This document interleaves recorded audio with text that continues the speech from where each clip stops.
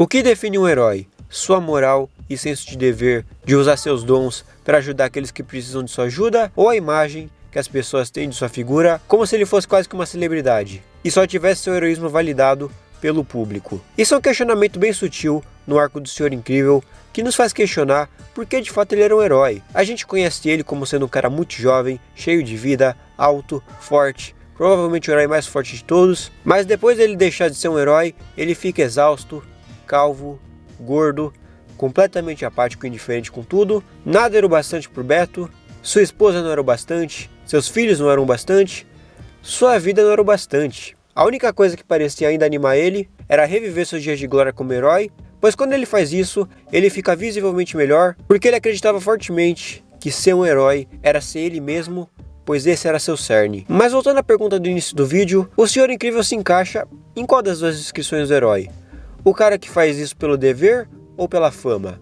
O filme não responde isso porque, como eu já falei, isso é um detalhe muito sutil na história, mas ele dá várias dicas sobre isso. O filme começa com uma entrevista com Gelado, o Senhor Incrível e a Mulher Elástica, mostrando que eles eram muito famosos, o escritório do Beto cheio de notícias, produtos e posters que pareciam muito propaganda de guerra, e tudo isso levava a imagem do Senhor Incrível para o público, e também o fato de que, apesar do Senhor Incrível salvar várias pessoas, ele não se importava muito com a forma que ele fazia isso, visto que ele gerou vários danos colaterais que levaram para sua queda.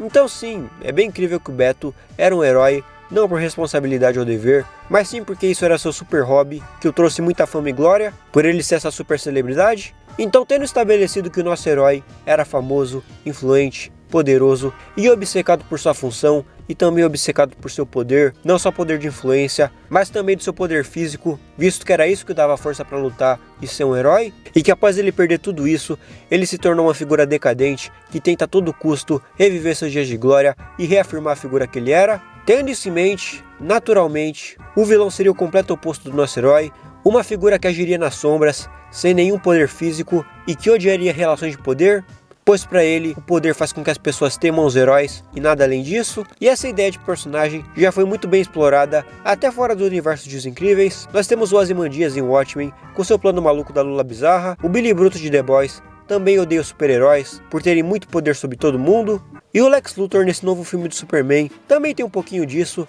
Mas quer você goste de todas essas obras ou não, é importante reconhecer que Os Incríveis pegou esse tipo de personagem e fez o vilão mais genial da Pixar. Eu tô falando, é claro, do Síndrome.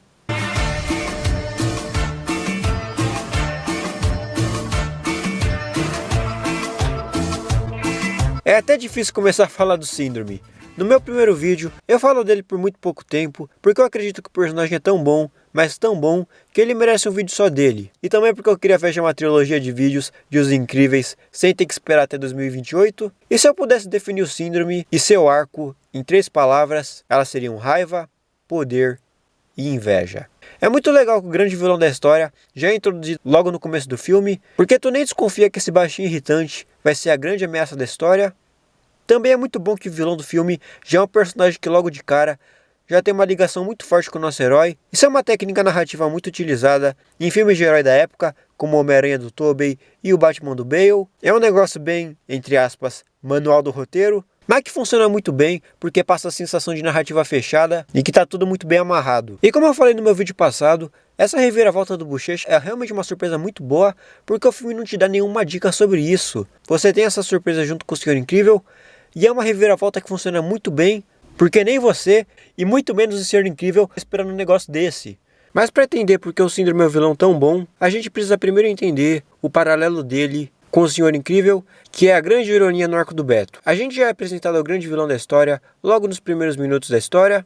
Acredite se quiser, mas esse baixo irritante vai virar o maior assassino de heróis de todos os tempos. Mas por trás de toda essa raiva, um dia houve admiração. Então Bochecha, ou Bud no original, antes de seu Síndrome, a gente conhece ele como sendo o lendário Guri Incrível, o fã número 1 do Senhor Incrível, que sempre sonhou em se tornar o seu parceiro na luta contra o crime. Ele sabe como o Senhor Incrível luta, ele decorou todos os seus golpes. Eu sou o seu maior fã! Mas depois que o Senhor Incrível arrebenta a coluna de um cara e se encontra com Bom Voyage, o Guri Incrível reaparece e manda a seguinte frase pro Senhor Incrível: Você sempre me disse pra eu ser sincero, mas nunca me disse como eu posso ser sincero. Agora finalmente eu descobri quem sou eu sou seu parceiro, o Guri Incrível. Você sempre pediu pra eu ser sincero. E agora eu sei quem eu sou. Esse momento do filme é interessante porque revela que o Bochecha já perseguiu o Senhor Incrível há muito tempo e o Beto sempre incentivou que ele seja mais sincero, pra ele ser ele mesmo. E essa cena tá logo no começo do filme, é uma sacada muito inteligente por parte do filme, porque Os Incríveis também é uma jornada do Beto tentando descobrir quem ele realmente é. Ele achava que ele era um herói, que essa era a sua verdade, seu cerne e o seu real eu, tanto que quando isso é tirado dele, ele vira um cara extremamente ingrato e apático com a vida, que tenta a todo custo reviver o que ele um dia já foi, mas depois que ele tem sua catarse, ao reviver seus dias de glória, depois dele quebrar a cara sobre o que de fato estava acontecendo e depois dele achar que perdeu sua família, é que ele se dá conta que o seu real papel não era ser um super-herói, mas sim ser um pai. Mas agora já era tarde, pois por seu egoísmo e ingratidão, ele perdeu tudo isso em prol de reviver seus dias de glória, ao preço de quase perder toda a sua família. O nosso herói demorou metade do filme para entender quem ele realmente é, já o nosso vilão entende isso logo no começo da história, logo após ele ser rejeitado pelo seu herói. O Bochecha achava que seu papel era ser o Guri Incrível, mas depois dele ser rejeitado, ele entende que o seu papel não é de um simples fã de herói ou um simples parceiro de herói, mas sim de alguém que exige ser respeitado. E é nesse momento que ele entende que você só é respeitado quando você tem poder, mas daqui a pouco eu desenvolvo isso melhor. O ponto é que existe uma natureza cíclica no arco do Senhor Incrível e do Síndrome, onde um revela para o outro a sua real identidade. O Bochecha começa sendo um fã fanático pelo Senhor Incrível, mas depois do próprio Senhor Incrível pedir para ele ser mais autêntico, o Bochecha entende seu papel como parceiro do Senhor Incrível, o Guri Incrível. Depois, quando ele quebra a cara, ele entende que ele quer ser respeitado e vira o Síndrome. E com o Senhor Incrível não é diferente, ele começa sendo herói, depois ele é proibido de ser um herói e vira um trabalhador médio e pai de família, uma vida que ele sinceramente odiava. Depois, na primeira oportunidade, ele reafirma e celebra seus dias de glória e o herói que ele acha que é. E depois dele ser humilhado e quebrar a cara com a situação que ele se enfiou, ao ver que sua família toda muito provavelmente estava morta, ele entende o seu papel como um pai, mas a essa altura não importava mais, pois ele abandonou esse papel para brincar de ser um herói. Novamente, tanto o arco do Síndrome quanto o arco do Senhor Incrível tem essa natureza cíclica, onde meio que um aprende com o outro, e isso fica ainda mais claro quando tu percebe que a queda do Senhor Incrível, de certa forma, veio por parte do Bochecha, visto que foi por causa do Bochecha que a bomba do Bon Voyage foi parar no trilho do trem, o que fez várias pessoas se acidentarem e processarem o Senhor Incrível. E falando do Bon Voyage, é muito interessante que quando o Síndrome lembra do dia que o Senhor Incrível dispensou ele, é completamente diferente do que de fato ocorreu. Essa é a cena original. Voa pra casa, Bochecha. Eu trabalho sozinho. Oui, était nuit complètement ridicule. E isso é como ele lembra. Voa pra casa, Bochecha. Eu trabalho sozinho. A cena que de fato ocorreu é bem compreensível por parte do Senhor Incrível. O objetivo dele ali era parar o Bon Voyage e impedir que ele ferisse mais pessoas, incluindo o próprio Bochecha. Enquanto a cena que o Síndrome lembra é totalmente diferente. Não tem Bon Voyage, na memória dele, o Senhor Incrível deixou ele para trás, totalmente diferente do que ocorreu, o que reforça aquela ideia de que sua memória às vezes não é muito confiável, pois ela pode te contar algo diferente do que de fato ocorreu, só para validar suas ideias. Voltando a falar do Senhor Incrível, o Beto sempre buscou reviver seus dias de glória, pois para ele era melhor fazer isso do que simplesmente fingir que eles não existiam. Reviver os dias de glória é melhor do que fingir que eles nunca existiram. Existiram. Mas isso aqui, a nossa família, é o que existe agora, Beto.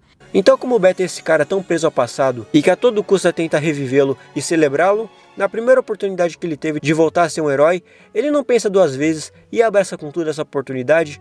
Nem por um segundo ele se questiona quem estava por trás de tudo isso, nem por um segundo ele desconfia do quão estranha era toda aquela situação, pois a todo custo ele queria reviver seu passado. E vendo por essa ótica, o Síndrome era tudo que o Beto buscava, um fantasma do seu passado, mas como ele realmente era, cheio de erros e falhas. O Síndrome deu ao Senhor Incrível tudo o que ele queria, e só assim o Beto conseguiu ver o quão frágil era sua figura de herói. Tão preso ao passado e tão ficcionado na figura que ele idealizava, que ele quase perdeu o seu verdadeiro propósito. Tudo isso por conta da raiva e obsessão de um único homem. A obsessão que o Bochecha tinha pelo Senhor Incrível é a mesma que o Beto tinha por sua figura do passado. O Bochecha fingia ser algo que ele não era para agradar um herói que estava muito longe das suas expectativas, e o Beto via no seu passado algo que ele nunca foi. Ele idealizou tanto sua própria figura do passado que repetiu os mesmos erros que levaram à sua queda. Olha como o escritório do Beto é muito parecido com o quarto do Bud. Isso é proposital por parte do filme para mostrar o quão idealizados são os heróis, tanto pelos seus fãs que quebraram a cara, tanto pelos próprios heróis que a todo custo tentavam voltar ao passado, e aquele que era o mais forte de todos os heróis, que sempre enaltecia seu passado, foi mostrado como sendo alguém fraco em força e ideias. Poder. Se eu pudesse definir a motivação do Síndrome em uma única palavra, seria poder. Muita gente subestima e reduz o Síndrome a um vilão que só fez o que ele fez por birra com o Senhor Incrível, mas o Senhor Incrível provavelmente só serviu de validação e gatilho para validar as reais ideias do Síndrome. Sempre que o Bochecha era dispensado pelo Senhor Incrível, o Bochecha respondia a isso. É só porque eu não tenho superpoderes, né? Nem todos os heróis são superpoderosos. Dá pra ser super sem eles numa boa. Ele acreditava que o Senhor Incrível não apoiava ele por ele não ter poderes, o que levou ele a ficar obcecado pela ideia de poder. É interessante que posteriormente no filme, essa ideia do Bochecha sobre o Senhor Incrível acaba se provando correta. O Senhor Incrível era de fato um cara obcecado pelo poder, mas isso não é provado pelo Bochecha, e sim pelos seus filhos, onde o Beto sempre os incentivou a usar seus poderes das formas mais irresponsáveis possíveis, mostrando que no fundo o Bochecha tinha um pouco de razão sobre o Senhor Incrível, e essa obsessão do Síndrome por poder é refletida nos seus próprios poderes. Mas você deve estar se perguntando, mas o Síndrome não tem poderes. Sim, eu estou falando das suas invenções que refletem perfeitamente as ideias e a personalidade do vilão. Basta olhar para a primeira invenção que ele criou, um equipamento de voo que o faz voar, mostrando que desde cedo o Síndrome tinha esse desejo de estar nas alturas e estar acima de todos. Tanto que mesmo quando criança, ele ainda esfrega isso na cara do Senhor Incrível. Eu inventei isso! Eu consigo voar! Você consegue? E esse detalhe fica ainda mais interessante quando você percebe que a raiva do Bochecha ao Senhor Incrível veio pelo fato de que ele foi impedido de voar pelo próprio Senhor Incrível. A gente sabe que ele fez isso porque o Bom Voyage grudou uma bomba no Bochecha e o Senhor Incrível só queria salvar ele. Mas pro Bochecha, o Senhor Incrível fez isso porque ele não queria ver ele nas alturas, e sim no chão. E isso fica ainda mais claro quando tu olha pro uniforme do Guri Incrível, que mesmo sendo feito para ser de um sidekick, ele passa mais a ideia de superioridade do que o do próprio Senhor Incrível por um único detalhe. É sério, só olha pro Senhor Incrível nos seus melhores dias. Ele é um herói clássico, ele é um brutamontes de queixo quadrado e topete, mas mesmo assim, ele não tem nada muito gritante e chamativo em seu design. Ele é até que bem discreto para um traje de herói, de na moda não tem como.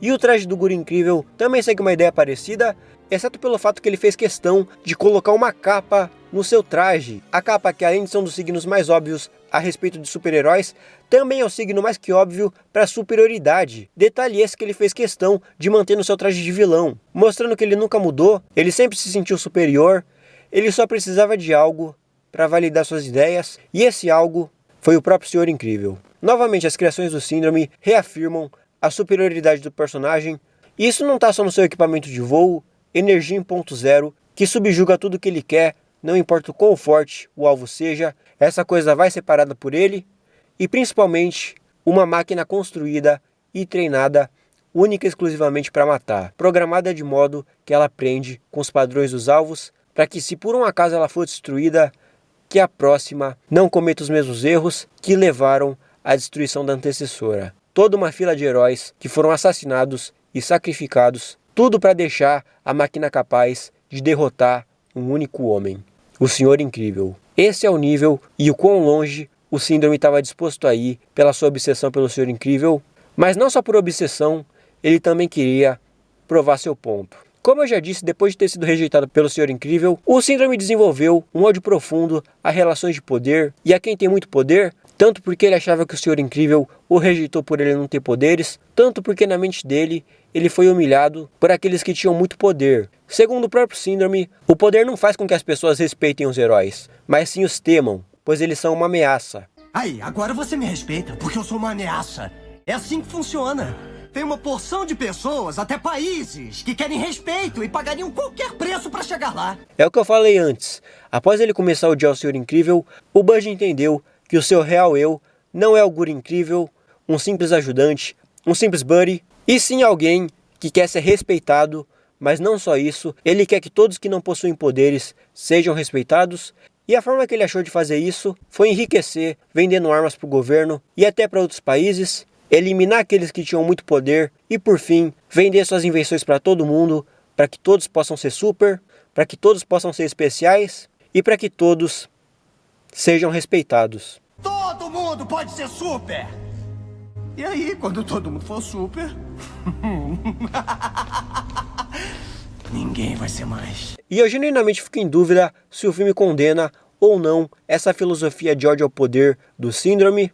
O filme obviamente condena as ações dele, porque né, o cara é um assassino, mas até que ponto as ideias sobre poder do Síndrome não eram as mesmas ideias daqueles que denunciaram e levaram à queda dos heróis. É uma sacada bem inteligente por parte do filme não dar uma resposta sobre isso e deixar para a interpretação do espectador até que ponto as ideias do Síndrome sobre poder estavam certas, mas se o filme deixa em aberto se a filosofia do Síndrome estava ou não correta, algo que ele condena profundamente é o outro aspecto e a outra motivação do Síndrome, que é a motivação que levou à sua queda, a obsessão do Síndrome em ser respeitado e a necessidade dele de se mostrar poderoso para que todos o vejam como um herói. Sim, eu sei, isso é extremamente contraditório, mas essas contradições fazem parte do personagem e foram justamente essas contradições que o levaram à sua queda. Essa necessidade do Síndrome de ser um herói é algo da infância dele que ele não superou e por isso mesmo ele em muitos momentos age de forma muito infantil, sempre deixando claro o tanto de ressentimento que ele ainda carregava. Eu trabalho sozinho. Se me lembro bem, tu trabalha sozinho. Mas pelo menos ele é sincero quanto a isso e nunca escondeu como ele queria ser um herói. E na velhice, já tendo me divertido, eu vou vender minhas invenções pra todo mundo poder ser super-herói. Ele queria ser um herói para se divertir e realizar o seu sonho de infância. Isso acontece porque a principal referência de herói dele é o próprio Senhor Incrível. Afinal, eu sou seu maior fã. Isso nos leva para aquela reflexão no começo do vídeo, onde a gente viu que o Senhor Incrível era muito mais um herói por fama, validação e diversão do que por altruísmo e dever. E é justamente essa figura heróica que o Síndrome tenta ser. Esse filme é muito genial, não tem como. E além do filme condenar esse aspecto do Síndrome, o filme também obviamente condena o aspecto sádico e cruel do personagem, porque esse cabra é muito, mas muito do mal. Ele não matou todos aqueles heróis só para provar seu ponto, ele também fez isso por diversão, porque o que diabos uma heroína que o poder é controlar pessoas teria a agregar a uma máquina treinada para matar super-humanos, sendo que ela sequer representava uma ameaça? Realmente não faz sentido, e ele fez isso principalmente por crueldade e diversão. E para ficar ainda mais genial, o Senhor Incrível só aprende a ser um herói no momento em que ele aprende a ser um pai e um marido. Mais de 15 anos depois dele deixar de ser o Senhor Incrível, porque depois dele achar que perdeu sua família, ele entende que antes dele ser um herói, ele é um pai. E ele não pode mais cometer os mesmos erros de novo, para ele justamente não perder sua família. E o Beto teve essa iluminação e esse amadurecimento, porque o Síndrome venceu ele, tanto fisicamente quanto em ideias. O Beto o filme todo tentava reviver seu passado, seus dias de glória, sempre dando 1001 desculpas para não ser um pai, e ele a todo custo tentava trazer de volta o herói que ele achava que ele era, e é justamente isso que o Síndrome dá para ele, a oportunidade de ser um herói novamente. O Beto fica visivelmente feliz, visivelmente melhor. O filme ainda faz questão de colocar todo um subtexto sobre traição, só para deixar mais claro como ele estava sendo um péssimo marido e pai por estar agindo pelas costas da Helena, mas que mesmo assim ele ainda estava todo feliz, só para depois ele perder tudo e ser humilhado da pior forma possível. O homem que tentava a todo custo ser um herói de novo, agora ameaça e tenta matar a Mirage, não só uma, mas 2 vezes, para você ver que ele como herói, até o momento, não tinha ideia e motivação nenhuma para o seu símbolo. Tudo que ele tinha era nostalgia de um uniforme vazio, um herói que ele nunca foi, um símbolo tão fraco que na primeira oportunidade ele já estava disposto a matar, mostrando quão fraca era a sua figura heróica. O Senhor Incrível por um instante pensou em matar uma pessoa e é nesse momento que ele perde. O seu manto de herói não significava nada, pelo menos até aquele momento. Mas não se engane, no mesmo momento que o Senhor Incrível perde, é exatamente o mesmo momento que marca a queda e a derrota do Síndrome. Eu sei, a semiótica dessa cena dá a entender que o Síndrome é superior, porque de fato ele ideologicamente venceu o Senhor Incrível, mas aqui marca a queda do Síndrome, pois é justamente nesse momento que o Síndrome replica as relações de poder que ele tanto odiava.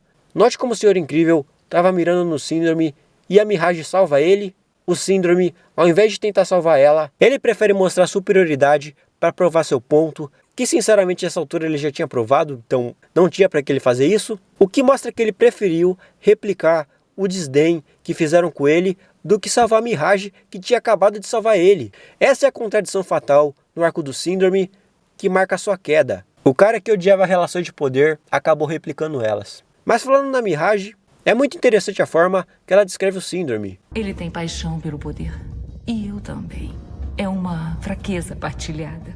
É uma coisa meio instável. Eu prefiro achar que seja mal compreendida. Obcecado por poder e mal compreendido. Segundo a Mirage, a obsessão do Síndrome pelo poder é uma fraqueza que ela partilha, então ela era apaixonada pelo Síndrome, pois ele tinha muito poder, ou ela partilhava a mesma ideia de poder dele. Eu acredito na segunda opção, visto que ela aceitou ser cúmplice da conspiração do Síndrome, que levou ao assassinato de diversos heróis, mas no mesmo momento que o Síndrome se mostra igual aos outros heróis que ele tanto dizia odiar, ela perde todo o respeito por ele.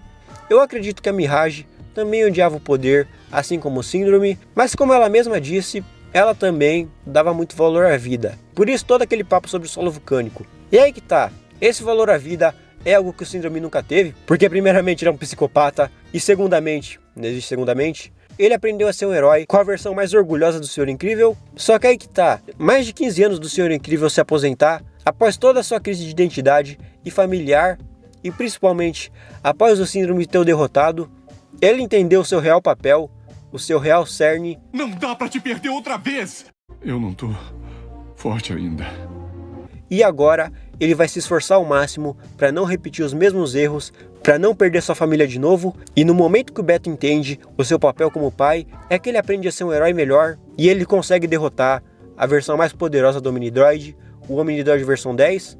E é justamente essa realização do Beto que o Síndrome não teve e que quebra o ciclo do Senhor Incrível com o Síndrome. O Síndrome não teve essa realização de achar sua real identidade e ficou com essa ideia extremamente vaga de ser alguém que quer ser respeitado, fadado a repetir os mesmos comportamentos e ações que ele tanto desprezava, e no fim, o símbolo que demonstrava sua superioridade e o quão ele estava acima de todos foi o mesmo que o arrastou para a morte. Uma morte igual a todos aqueles que ele odiava. No fim, todas essas contradições levaram o Síndrome à sua queda. Enfim, é justamente como está no título. Eu considero o Síndrome um vilão incompreendido, pois muita gente resume ele a só um cara que foi rejeitado como parceiro do Senhor Incrível e por isso ele ficou todo do mal. Mas durante o vídeo, vocês viram que ele é muito mais do que isso e todos os paralelos que ele tem com o Senhor Incrível. É um baita vilão, seja por todo o subtexto que ele carrega ou pelo carisma do personagem, que também é absurdo. Enfim, é isso. Se vocês gostaram, não se esqueça de compartilhar, comentar, curtir e hypar o vídeo, porque ajuda muito. Se você quiser ajudar ainda mais, considere virar membro. E falando em membros, muito obrigado aos membros do canal. Muito obrigado ao Eric Mingoni e ao Toxic. Vocês são de grande ajuda aqui pro canal, então novamente muito obrigado. Também se inscreve lá no Young Newton, porque lá saem vídeos muito bons e eu tenho certeza que você vai gostar. E no mais é isso, espero que tenham gostado. Nós nos vemos no meu próximo vídeo, eu acho. Até mais!